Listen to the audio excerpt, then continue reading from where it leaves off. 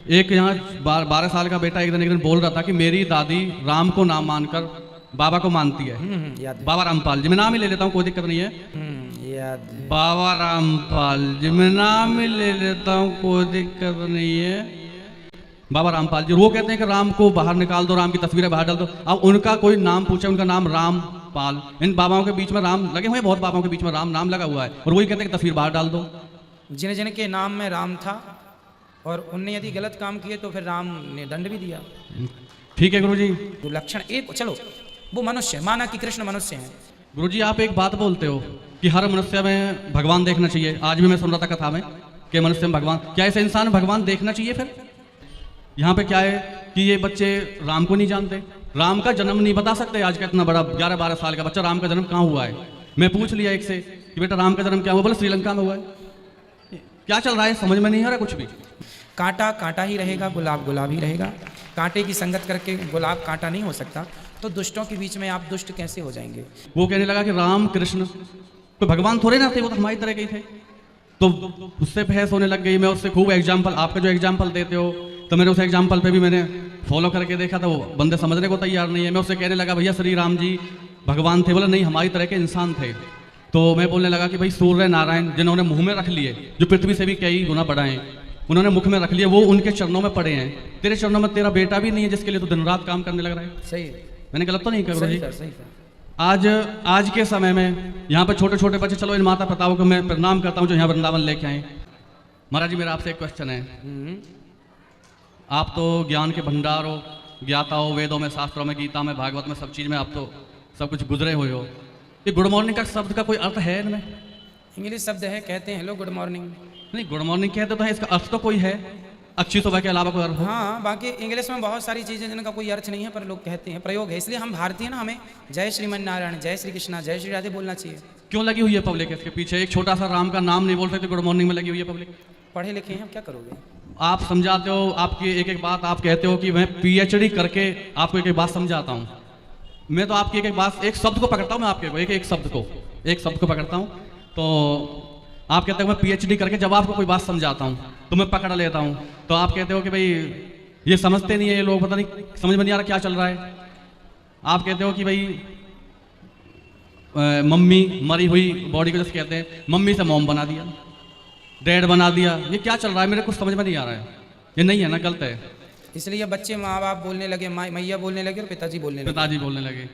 तो आएगा मुझे धीरे धीरे। हमारे देश में हुआ क्या कि अंग्रेजों का शासन था, कहते हैं ना अंग्रेज चले गए, अंग्रेजी छोड़ गए। अंग्रेजी का ज्ञान होना बुरा नहीं है। देखो, हमें 10 भाषाओं का ज्ञान हो तो ये और प्लस चीज़ है, प्लस पॉइंट है। ज्ञान होना बुरा नहीं है।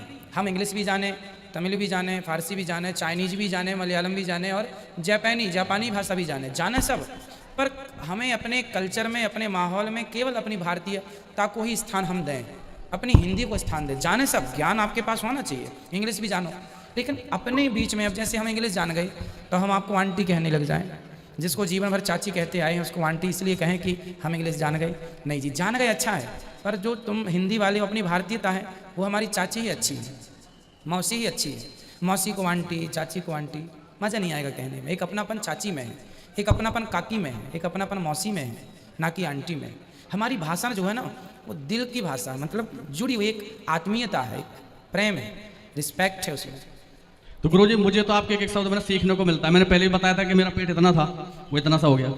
दूसरी बात, ये बाल देखो, मैंने सर्फ साबुन कभी नहीं लगाया बालों में। अब जी, आपने एक दिन बोला था कि हम मिट्टी से सिर धोते हैं, आपने बोला था। जी जी, मैंने वही बात पकड़ ली। आज तक मैं मिट्टी से धोता हूँ। मेरे बाल कोई सफेद कोई है, जैसे तोमर के हिसाब से होगा। जी जी, बाकी बिल्कुल बहुत अच्छे से। अच्छा, दूसरी बात एक और है, मेरी एक आदमी से बहस हो गई। वो कहने लगा कि राम कृष्ण तो भगवान थोड़े ना थे, वो तो हमारी तरह के ही थे। तो उससे बहस होने लग गई। मैं उससे खूब एग्जाम्पल, आपका जो एग्जाम्पल देते हो, तो मेरे उस एग्जाम्पल पे भी मैंने फॉलो करके देखा था, वो बंदे समझने को तैयार नहीं है। मैं उससे कहने लगा भैया श्री राम जी भगवान थे? बोला नहीं, हमारी तरह के इंसान थे। तो मैं बोलने लगा कि भाई सूर्य नारायण जिन्होंने मुंह में रख लिए, जो पृथ्वी से भी कई गुना बड़ा है, उन्होंने मुख में रख लिए, वो उनके चरणों में पड़े हैं। तेरे चरणों में तेरा बेटा भी नहीं है जिसके लिए तू दिन रात काम करने लग रहा है। सही है। मैंने गलत तो नहीं कर सही रही? था, सही था। आज के समय में यहाँ पे छोटे छोटे बच्चे, चलो इन माता पिताओं को मैं प्रणाम करता हूँ जो यहाँ वृंदावन लेके आए। यहाँ पे क्या है कि ये बच्चे राम को नहीं जानते, राम का जन्म नहीं बता सकते। आज का इतना बड़ा 11-12 साल का बच्चा राम का जन्म कहाँ हुआ है? मैं पूछ लिया एक से कि बेटा राम का जन्म क्या हुआ, बोले श्रीलंका में हुआ है। क्या चल रहा है समझ में नहीं आ रहा कुछ भी। माँ बाप की जिम्मेदारी है कि वो अपने बच्चों के संस्कार, उनको बच्चों को संस्कार वो दें और वो सब जानकारी दें।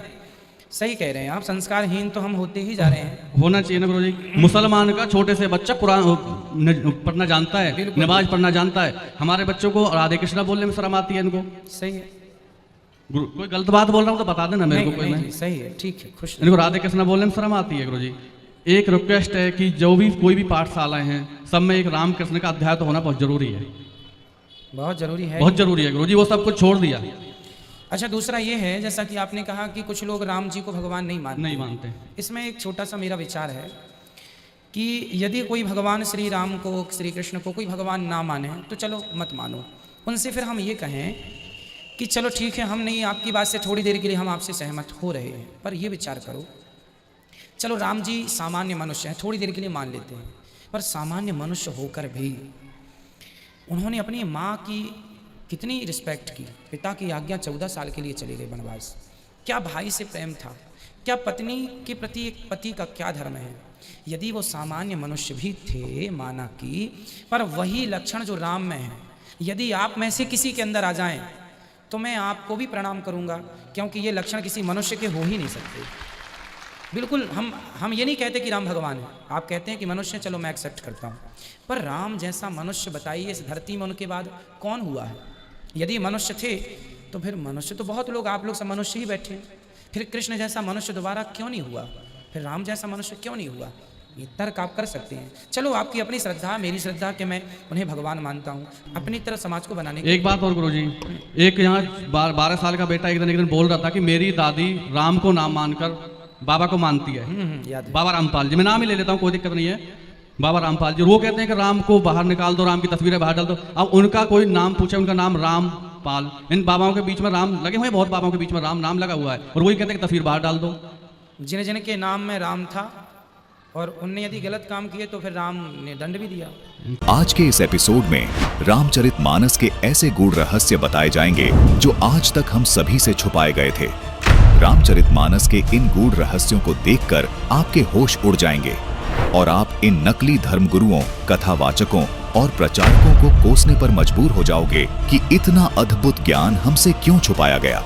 इस एपिसोड को देखने के बाद आप खुद कहोगे कि ये सब तथाकथित धर्मगुरु सनातन धर्म के नाशक हैं। दर्शकों, इस एपिसोड को देखने के बाद आपको सहज ही समझ आ जाएगा कि सनातनी पूजा के पतन के पीछे क्या राज छुपा है।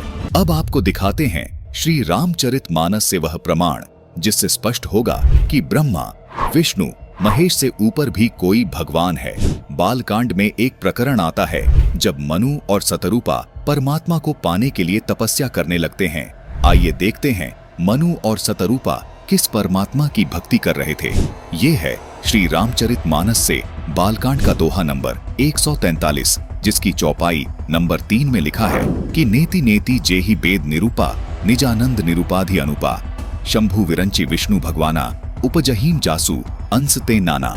जिन्हें वेद नेति नेति यानी यह भी नहीं कहकर निरूपण करते हैं, जो आनंद स्वरूप, उपाधि रहित और अनुपम हैं, एवं जिनके अंश से अनेकों शिव, ब्रह्मा और विष्णु भगवान प्रकट होते हैं। वेदों में जिसको पूर्ण परमात्मा बताया गया है, वो पूर्ण परमात्मा इतना समर्थ है कि ब्रह्मा, विष्णु और महेश उनके अंश से आत्म रूप में प्रकट हुए हैं। यहाँ स्पष्ट है कि ब्रह्मा, विष्णु और शिव पूर्ण परमात्मा नहीं हैं। जिसके अंश से ये तीनों देवता उत्पन्न होते हैं, वो पूर्ण परमात्मा है। रामचरितमानस में कहा है कि ईश्वर अंश जीव अविनाशी, चेतन अमल सहज सुखरासी, यानी ईश्वर से ही उत्पन्न होने के कारण आत्मा अविनाशी है, यानी आत्मा कभी नहीं मरती। जिस परमेश्वर से जीव आत्मा उत्पन्न हुआ है, वह परमेश्वर अविनाशी, चेतन, निर्मल और स्वभाव से सुख की राशि है। लेकिन सब जीवों के शरीर नाश हो जाते हैं, जिसका समर्थन गीता अध्याय 15 श्लोक 16 भी करता है। आत्मा को अविनाशी इसीलिए कहा गया है क्योंकि आत्मा रूप में ब्रह्मा, विष्णु, महेश, दुर्गा व क्षर पुरुष यानी गीता ज्ञान दाता तथा सर्व प्राणियों की उत्पत्ति उसी पूर्ण परमात्मा ने की है। इसलिए रामचरितमानस में लिखा है कि अनेकों ब्रह्मा, विष्णु, महेश उस सच्चिदानंद ब्रह्म से आत्मा रूप में उत्पन्न होते हैं। जिस परमात्मा से सभी प्राणी आत्मा रूप में उत्पन्न हुए हैं, उस परमात्मा को गीता अध्याय 15 श्लोक 17 में उत्तम पुरुष कहा गया है। उसी परमात्मा को तीनों लोकों में धारण पोषण करने वाला परमात्मा तथा वास्तव में अविनाशी परमेश्वर कहा गया है।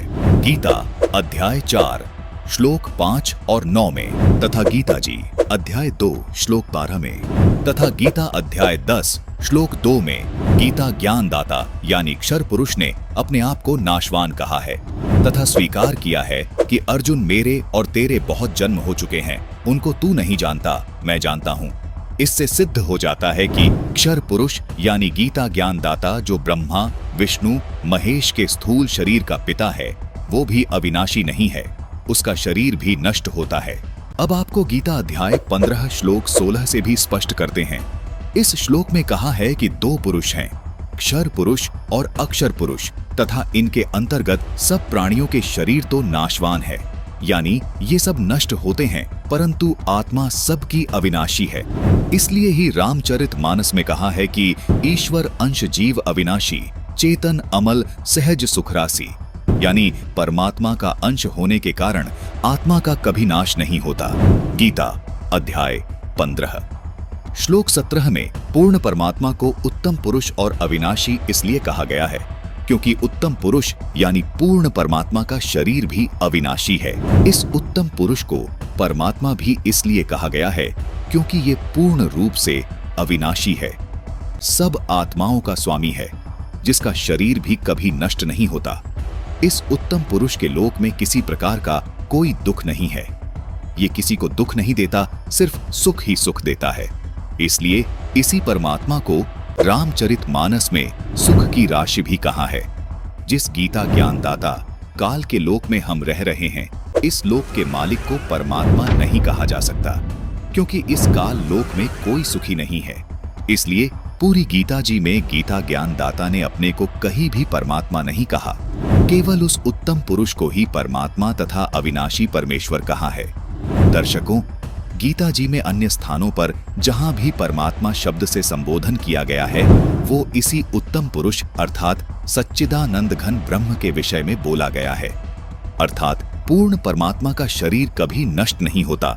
इसीलिए इस श्लोक में लिखा है कि वो उत्तम पुरुष तो अन्य ही है जो वास्तव में अविनाशी है, उसी को परमात्मा कहा गया है। संत रामपाल जी महाराज सभी को आदि सनातनी भक्ति पर इसलिए दृढ़ कर रहे हैं ताकि हम सब आदि सनातनी भक्ति करके उस उत्तम पुरुष के अविनाशी लोक में चले जाएं, जहां जाने वाली सभी जीवात्माओं को भी अविनाशी शरीर प्राप्त होता है। अविनाशी शरीर होने के कारण उस शाश्वत लोक में पुनर्जन्म व मृत्यु नहीं होती, जहां जाने के बाद साधक लौटकर इस काल लोक में कभी वापस नहीं आते। इसी को पूर्ण मोक्ष कहा जाता है। गीता अध्याय 18 श्लोक 62 में गीता ज्ञानदाता इसी अविनाशी लोक की बात कर रहा है। यही वो शाश्वत यानी सदा रहने वाला स्थान सतलोक है। अब ये ब्रह्मा विष्णु महेश कितने सुखी हैं। श्री विष्णु जी के अवतार श्री कृष्ण जी, श्री रामचंद्र जी, श्री रामचंद्र के रूप में राजा दशरथ के घर जन्म जब श्री विष्णु जी का हुआ, युवा हुए, युवा होते विवाह हुआ, विवाह होते ही वनवास हुआ, वनवास से सीता का हरण हुआ, यानी उसकी पत्नी का रावण उठा ले गया, और फिर रावण के साथ युद्ध हुआ। पुण्यात्माओं, करोड़ों व्यक्ति मारे गए वहां पर। तब सीता की वापसी हुई। वापसी आने पर बड़ी खुशी बनाई, नगरी में दीप जलाए गए घी के। सीता के वापस, श्री राम के वापस आने पर, सीता लौटा लाने पर, और कुछ दिनों के बाद सीता जी का निष्कासन कर दिया श्री रामचंद्र जी ने स्वयं ही। किस बात पर के एक धोबी ने व्यंग कस दिया, वो अपनी पत्नी को धमका रहा था रात्रि के समय। वो किसी उस आपस में कहा सुनी होने से उस धोबी की पत्नी घर से बाहर चली गई थी कहीं अपने रिश्तेदारी में। फिर वो वापस लेकर आया तो उसको धमका रहा था कि मैं तुझे घर नहीं रखूंगा, तू 3 दिन कहाँ रही। मैं दशरथ के पुत्र जैसा नहीं हूं जो वहां पर 12 वर्ष तक रावण के पास रही, उसको फिर घर ले आया। उधर से श्री रामचंद्र जी राजा थे अयोध्या के। पहले राजा लोग अपनी प्रजा के दुख सुखों को स्वयं ही जाना करते थे, रात्रि के अंदर वेश बदल कर घूमा करते थे। ये बात जब देखा कि किस घर में क्या आवाज आ रही है, वहां खड़ा होकर सुना, तब उसने सुनने को मिला कि मैं उस राजा दशरथ के पुत्र रामचंद्र जैसा नहीं हूं जो रावण के पास उसकी पत्नी रही और उसको घर में रखे हुए है, तो सुबह निकल जाना यहाँ से। इस बात को सुनकर ही श्री रामचंद्र जी ने सीता जी को निष्कासित कर दिया, निकाल दिया घर से कि नगरी के लोग मेरे ऊपर व्यंग कस रहे हैं और मैं ये बात नहीं सुन सकता। पुण्यात्माओं, जब सीता जी को रामचंद्र जी लाने लगे रावण का वध करके लंका का राज्य विभीषण को देकर, तब श्री रामचंद्र जी ने कहा था कि मैं तेरी परीक्षा लूंगा और यदि परीक्षा में सफल होगी तो मैं ले चलूंगा, नहीं तो नहीं ले चलूंगा। मैं तुझे अग्नि में जलाऊंगा, यदि तू अग्नि में जल गई तो समझूं तेरी कि तू कलंकित थी, तू रावण को समर्पित हो चुकी थी, और यदि अग्नि में तू नहीं जली तो मैं निष्कलंक जानूंगा, तब तुझे ले चलूंगा। ऐसा ही किया गया। सीता को अग्नि में बैठा दिया और हजारों की संख्या में दर्शक थे, सीता जी नहीं जली और सब ने कहा कि भगवान निष्कलंक है, माई निष्कलंक है। और इतनी कठोर परीक्षा लेकर के वापस अपने घर लाया था और फिर एक व्यक्ति के कहने से श्री रामचंद्र जी ने उसको निकाल दिया, अपनी पत्नी को। तो कहाँ गई वो उसका अपना जजमेंट। तो ऐसे ये राजा के योग भी नहीं थे ये लोग, और हम इनको भगवान मान रहे थे। एक गर्भवती औरत को अपनी को घर से बाहर निकाल देता है, कहीं मरो कहीं जाओ, कोई बात थी या? फिर परीक्षा लेने की क्या जरूरत थी? और क्यों इतनी दुनिया मरवाई, फिर छोड़ देता रहे, रावण के पास ही रहती हो। पुण्यात्माओं, यहाँ का राजा काल भगवान है और ये नहीं चाहता कि यहाँ के प्राणियों को परमात्मा का पता लग जाए, जिस कारण से इसने इनको भगवान सिद्ध करवा रखा था अपने नकली दूतों के माध्यम से। और फिर क्या होता है लास्ट में, श्री रामचंद्र जी ने अश्वमेघ यज्ञ घोड़ा छोड़ दिया कि पूरी पृथ्वी पर शासन प्राप्त करने के लिए कि इस घोड़े को जो पकड़ेगा वो युद्ध करे मेरे साथ। वो घोड़ा उन्हीं के पुत्रों ने, जो सीता जी ने बाहर जाके जन्म दिया था ऋषि वाल्मीकि की कुटिया में, एक पुत्र गर्भ में था, दूसरा फिर वाल्मीकि जी की मिसअंडरस्टैंडिंग के कारण एक घास से यानी कुसा से, या घास होती है डाब, इससे एक लड़का बनाया था। ये अलग कहानी है, फिर बताएंगे। तो लव और कुश नाम से प्रसिद्ध हुए। लव तो सीता के गर्भ से जन्म हुआ था और कुश को वाल्मीकि जी ने अपनी भक्ति शक्ति से उसको बनाया था। लव और कुश युवा थे, उन्होंने वो श्री रामचंद्र जी का घोड़ा पकड़ लिया। फिर उनका पिता पुत्रों का युद्ध हुआ तो दोनों ने छक्के छुड़ा दिए राम के, और सीता जी फिर भी उनके हाथ नहीं आई और वो पृथ्वी के अंदर समा गई। और श्री रामचंद्र जी ने आकर के सरयू नदी के अंदर, अयोध्या के साथ से बह रही एक सरयू दरिया, उसमें जल समाधि ले ली इसी दुख में। अब श्री कृष्ण जी का इतिहास देख लो। श्री विष्णु जी अवतार श्री कृष्ण जी, श्री राम वाली श्री रामचंद्र जी के जीवन वाला भोग भोग के वो प्राणी श्री कृष्ण रूप में फिर जन्म हुआ। सारा जीवन दुखी रहा श्री कृष्ण, सारा जीवन जेल में जन्म हुआ, माता पिता कैद में, कभी मामा शत्रु हो गया, कभी पूतना मारने जा रही है, कभी केसी, कभी तानौर शत्रु हो गया, कभी जरासेंग लड़ने को आ रहा है, कभी शिशुपाल से युद्ध हो रहा है, कवासुनी हो रही है, और कभी फिर काल्यवन आ रहा है। इस दुख में श्री कृष्ण जी ने मथुरा का त्याग कर दिया और ऐसे स्थान पर रहने लगे जहाँ कोई ना पहुँच सके। समझदार व्यक्ति यही सोचते हैं, राड़ से बाढ़ अच्छी होती है, झगड़े से बचाव अच्छा होता है। श्री कृष्ण जी उन सबको भी मार सकते थे, क्योंकि वो त्रिलोक के में एक विभागीय मंत्री है, एक विशेष शक्ति होती है प्राणी में, वो उनके अंदर शक्ति थी। लेकिन यही सोचा था कि किस किस ने मारूं, या तो सबकी बुद्धि भ्रष्ट। तो श्री कृष्ण जी ने द्वारका बनाई। समुद्र के बीच में एक टापू था जिसका केवल एक गेट था, द्वारिका, एक द्वार की नगरी।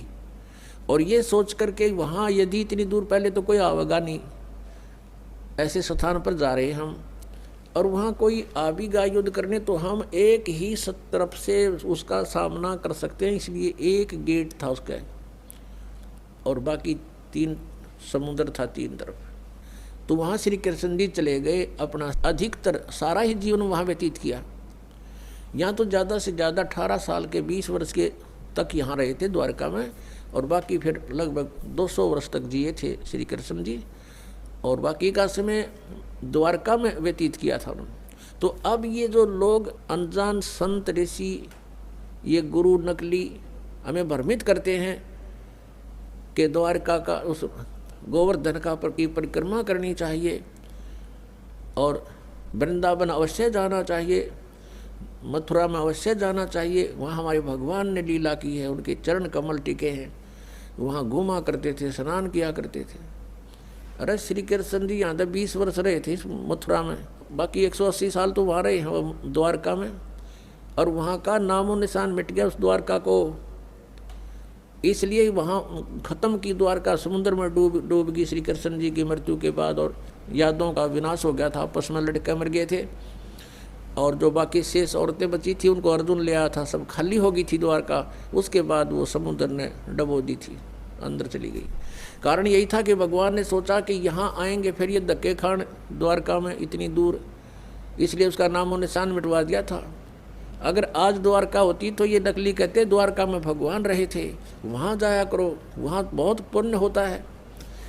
उस द्वारका में तो सत्यानाश होया था, सारे यादव कटका मर गए थे वहाँ पर। आज भी जाते हैं वहाँ बहुत से श्रद्धालु।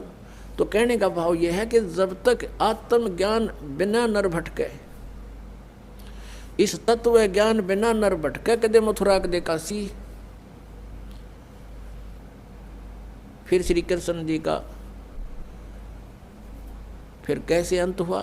श्री कृष्ण जी के सामने पूरा यादव कुल आपस में लड़का मर गया, पोते पड़पोते रिश्तेदार सब आपस में कटका मर गए। और वो सारा सांग देख कर, वो सारा अनरस देख कर जब श्री कृष्ण जी की मृत्यु हुई, एक परिवार के सामने एक आधे की मृत्यु हो जाती है, उसका कलेजा फट जाता है, रो रो कर पागल हो जाता है इंसान। तो पुण्यात्माओं, आज तक हमें सत्यनारायण कथा नहीं मिली थी, और ये सत्य कथा है। सत्यनारायण का अर्थ है सच्चा भगवान, और सच्चे भगवान की सच्ची कहानी, सच्ची कथाएं। तो प्रसंग चल रहा है कि परमात्मा ने बताया कि तुम जब तक जन्म और मृत्यु के अंदर हो, सुख नहीं हो सकता, शांति नहीं हो सकती। अब इंद्र सोचता है ब्रह्मा विष्णु महेश सुखी होंगे। अब इन ब्रह्मा विष्णु महेश की आप देख रहे हो, श्री राम की, श्री विष्णु जी की, श्री कृष्ण जी की कैसे दुर्गति हुई। अगर आप ये वीडियो YouTube पर देख रहे हैं तो हमारे चैनल को सब्सक्राइब करें और बेल आइकन को दबाना ना भूलें। अगर आप Facebook पर ये वीडियो देख रहे हैं तो हमारे पेज को लाइक करें।